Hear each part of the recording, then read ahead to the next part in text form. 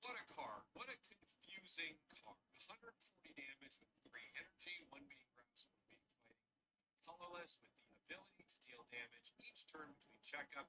10 on all of your opponent's Pokemon. Being damage to all of your opponent's Pokemon is considerable. In fact, even your attack is pretty considerable damage. The only problem is getting this thing online and power. It is a stage 2, and it requires 2 energy types that don't have any reliable way to get them on Flygon outside of using Dawn to move energy around, which we did in a couple of our decks. My recommendation is to either play this with Leafeon, have Leafeon power itself, Leafeon EX, and then move that energy up with Dawn, or play this with something like Giratina that can power itself up while you are waiting to power Flygon up, get Flygon in the active spot, and start doing some damage to your opponents as soon as you possibly can. We had some amazing games with Flygon and some rough ones, because Flygon EXs, well, it's an interesting one, that's for sure. Maybe one day, grass or fighting ramp, this thing becomes insane.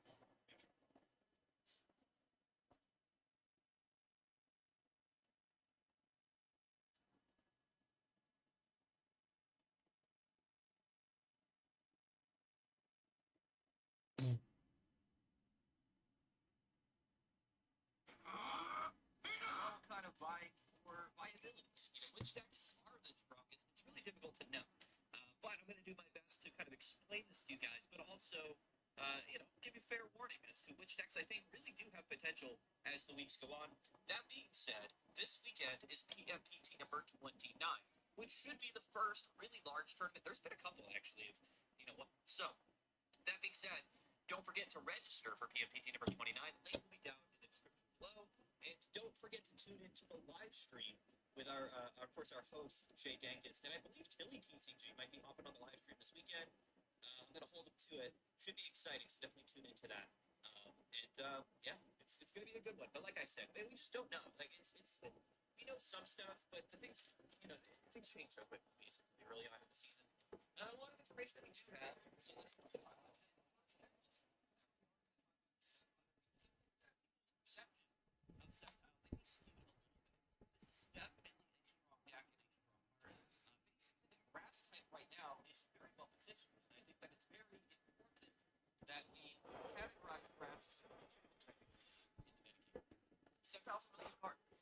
You can play it in a lot of different ways. So we've seen people play, Pheromosa, seen it play like Poison Lego. We've seen some people play, Ogre Pond in the deck list to get around some of the sleep decks. There's a lot of stuff going around. So the deck list that we have on the screen here is just one example of a Mega Sceptile deck that did well recently at an online tournament. But keep in mind, I think that things are definitely rapidly changing and evolving about Sceptile. And I think that's a really big deal about Sceptile. One of the things that I really like is that not only is it grass type, so that it's actually a really good offensive typing in Pokemon Pocket right now. You're able to hit for super effective on things like Hydreigon in Mega Absol. That's going to be a really big deal, being able to one-hit KO Hydreigon and stuff. It just makes Sceptile that much better in a metagame, but I think the Hydreigon's been one of the best decks, if not the best deck, for the last couple of seasons. So I think Sceptile's well positioned. Not only that, but grass has a lot going for it. You have access to really good lead-off Pokemon like Pheromosa and Kartana. You also have Leafgate if you wanted to buff the HP amount of Mega Sceptile. And of course, we also have the new Fragrant Forest Stadium, which is a really, really big deal. I don't want people to downplay how good the stadium is. It's one of the biggest benefits that grass-type decks have right now is the fact that you don't have to play Pokeball, and you basically just have an upgraded Pokeball in your deck, a big Fragrant Forest. This deck list is pretty cool, and I like it because it's not playing Poison Spark, but I like that we're playing Kartana and Pheromosa, which are two really strong options. Going to really boost our matchup into things like Hydreigon specifically, since this is more of a counter-meta deck, but very consistent in the sense that, Fragrant Forest and Tabby means that we're almost always going to be able to pull basic Pokemon out of our deck list. And that's what I like about this deck. You will find yourself sometimes not really able to commit energies in time to your active Kartana or Pheromosa, because Sceptile does take 2 energies and it takes Rare Candy. So sometimes you are a bit reliant on beating that Sceptile on turn 2. So it's an important aspect of this deck, because sometimes you realize, well, I can't actually even attach to my active because I went first and this Pokemon's just going to get KO'd on my second turn. So I'm just going to let it go down and commit those energies to Sceptile. That's a really big deal when you're playing this deck list, but, Leaf Cape is a really big advantage. You can throw in something like an Erika's to this deck list. Lily can fit in here as well, or you can play Lucky Ice Pops, because that's always a really broken card. The breakpoints this season are very interesting. I will say that 240 HP on Sceptile is a really big deal, and I think Sceptile in general is well positioned. Now, the elephant in the room is that, of course, Blaziken and the new Cast Form does very well into this deck. It basically means that Cast Form will just one-hit KO all of your basic Pokemon, and that's really tough, right, for any grass type deck. Now, Blaziken is a good deck list, but I don't want to sit here and over-exaggerate the fact that I think Blaziken will end up being a top-tier meta deck. Taking a look at the early, win rates for all of these decks and the matchup spreads, it does seem to me that Blaziken doesn't do very well into effectively every other top-tier meta deck other than Sceptile. So it's very much like an anti-meta, anti-Sceptile deck. And I don't really think Blaziken has the legs to stick around late in the season. I could be wrong about that. But I think when you take a look at the overall scope of the metagame, the decks that are the most impressive being, the Bad Dreams archetypes, Hydreigon, even Zoroark, which is up there, and then of course things like, Magnezone and Oricorio, like all of the decks that have been really relevant for the past couple of seasons. And Suicune is another example. Sceptile does pretty well into those matchups, so it's something that I really want to consider. I want people to understand that even though right now at this moment Sceptile might not be doing extremely well, it's a totally solid deck list, and I think that it's going to be a lot more well positioned against the greater scope of the metagame as the season goes on. So that's why I wanted to open up talking about Sceptile. Again, maybe you cut the Cartanos and Pheromoses, maybe you play something else, maybe you play Lilligant, maybe you play Arboliva, I don't know, maybe you play Ogre Pond so you can get around the sleep stuff. Like, there's so many different things that you can play with the grass archetype, and I think that's a really cool, strategy, you know what I mean? Maybe you play Grovyle and Quick Growth Extract and Celebi. Like, we don't know, we just don't know. But Sceptile itself is a good card, and I think that it's going to be well positioned moving forward. Now, speaking of interestingly positioned decks in the metagame, is Sweeping Back Excalibur, which to me, I still think this is like a default deck in Pocket. I think it's still going to be popular. A lot of people are going to play it.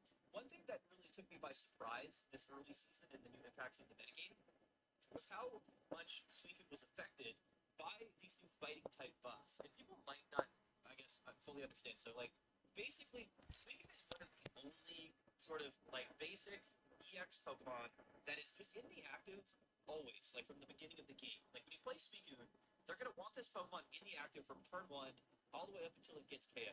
And, of course, right, because that's what Suicune does. It's just in the active and you draw 2 cards. And it's a strong deck. It's a strong card. But these new fighting decks with Training Arena, or not Training Arena, with Arena of Antiquity and Korrina, allow them to basically hit for an absurd amount of damage on your active Suicune really early, from the get-go. And that's a really big deal, because Suicune doesn't have, that much HP, right? So something like a Hitmonchan coming out and hitting you for, 90 damage on turn 1 is a really big deal.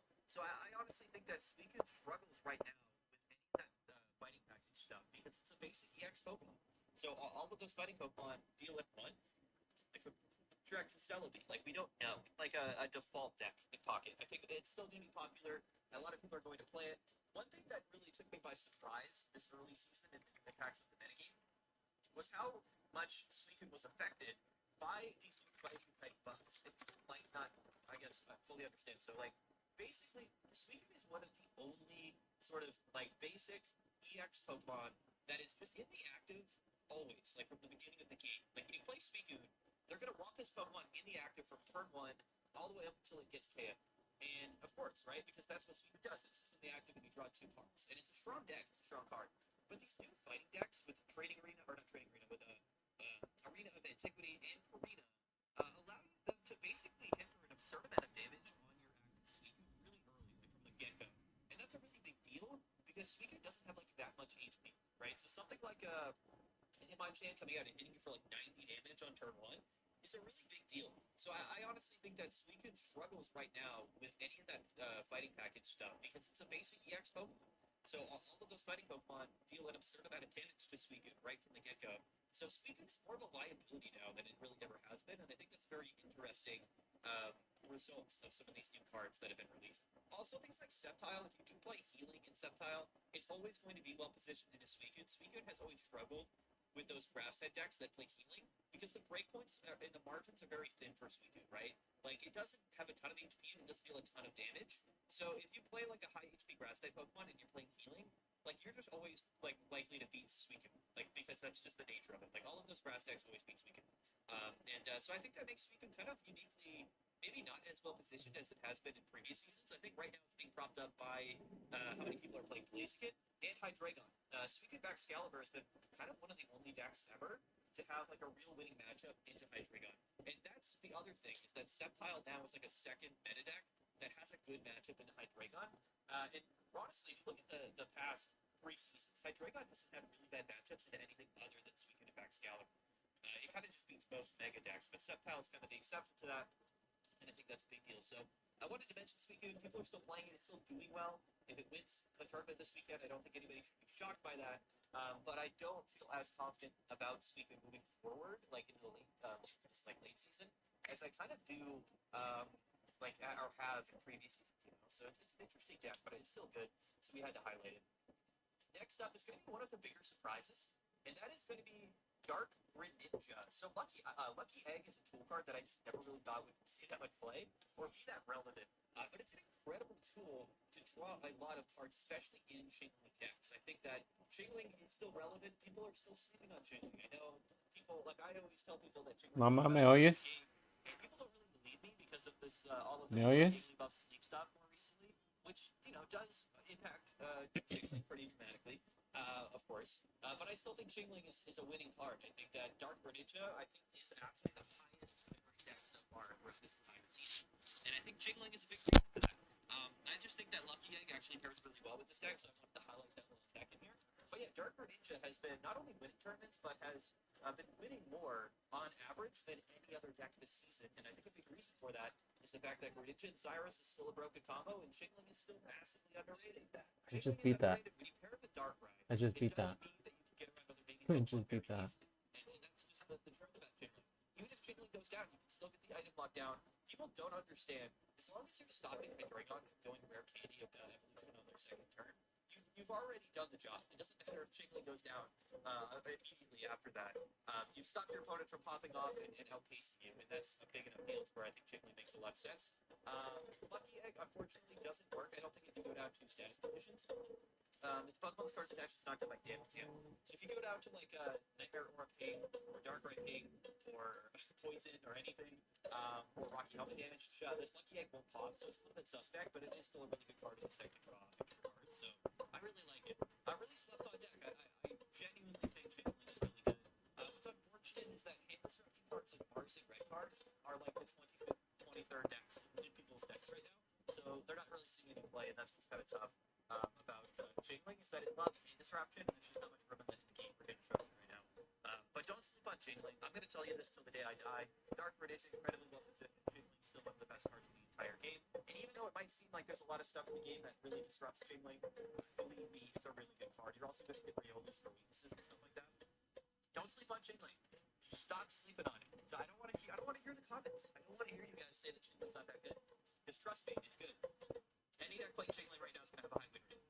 And that's a bona fide fact. So shout out to Chingling and Dark Greninja, which is also kind of one of the OGs. A very interesting deck. Kind of a control deck that we don't really, we don't have many of them in Pokemon Pocket, but this is kind of like the only one. But I do like it. I think high roll control is what we call this, and I think it's a really good deck. And very well positioned currently in the metagame. Next up is going to be the new sort of Magnezone deck. I think when we take a look at average win rates, I believe Magnezone is right up there amongst the highest so far this season. The inclusion of Magnezone EX does give this deck a little bit more oomph, right? Like in matchups where, maybe, Oricorio isn't that particularly useful, and Magnezone, of course, doesn't deal a ton of damage. Like having an option now to have just like a big Pokemon deal a lot of damage with a lot of HP really does give Oricorio and Magnezone like a new win condition.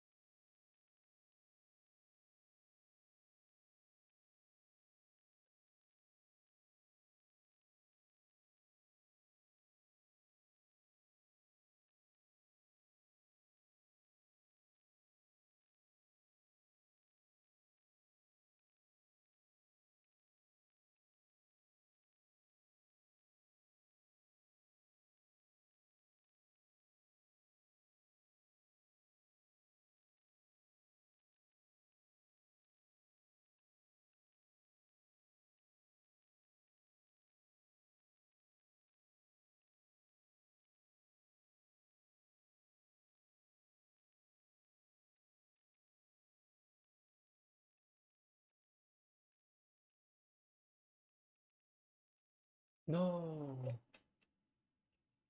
It's so dumb. It's so dumb. This is the wrong one. Be right back, guys.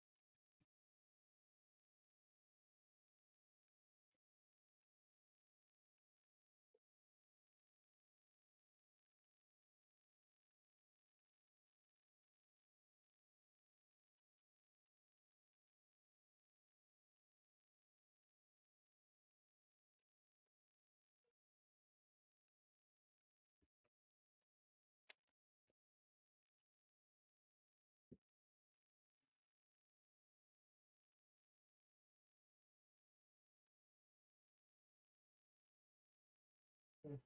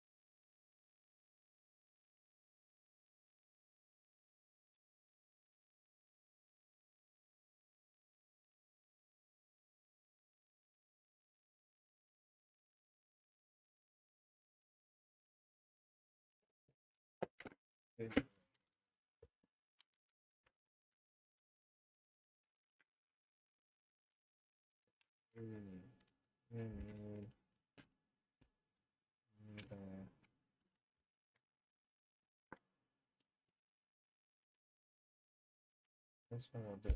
This one, and this one.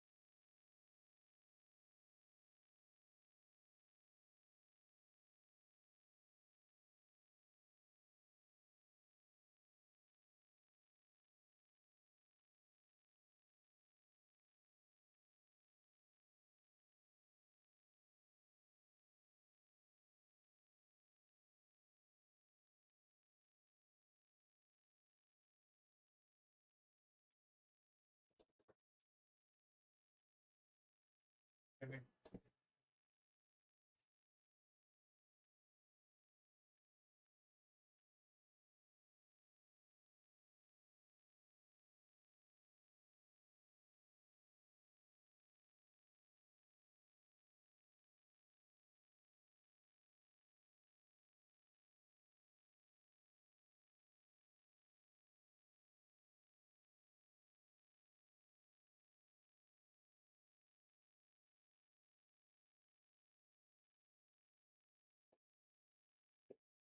Oh, right, I am back, ladies and gentlemen. I am back. Sorry about that. Yep, okay. Yep, I'm back. We have any viewers? I don't think we do we?